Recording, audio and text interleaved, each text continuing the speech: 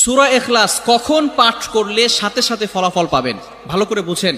সূরা ইখলাস হচ্ছে পবিত্র কোরআনুল কারীমের ভিতরে ছোট সূরাদের ভিতরে অন্যতম একটি সূরা। তবে ফজিলতের দিক থেকে সূরা ইখলাস হচ্ছে গুরুত্বপূর্ণ ফজিলত, এবং এই সূরাটা এমন একটা সময় আল্লাহ পাক রব্বুল আলামিন নাজিল করে দিয়েছেন যখন আল্লাহ রাসূল সাল্লাল্লাহু আলাইহি ওয়াসাল্লাম দ্বীনের প্রচার করতে লাগলেন।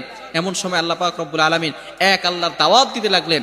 তখন কাফেররা আল্লাহ রাসূল সাল্লাল্লাহু আলাইহি সাল্লামকে কোশ্চেন করলো যে, মুহাম্মদ, তুমি তো এক আল্লাহর দাওয়াত দাও, আমরা তো কোটি কোটি দেবতার পূজা করি, তারা আমাদের সমস্যার সমাধান করতে পারে না।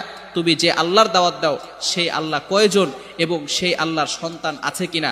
সাথে সাথে আল্লাহ পাক রব্বুল আলামিন এই কাফেরদের প্রশ্নের উত্তরে আল্লাহ রাসূল সাল্লাল্লাহু আলাইহি সাল্লামের কাছে এই সূরাটি নাজিল করলেন, কুল হুয়াল্লাহু আহাদ আল্লাহুস সামাদ লাম ইয়ালিদ ওয়া লাম ইউলাদ ওয়া লাম ইয়াকুল লাহু কুফুয়ান আহাদ।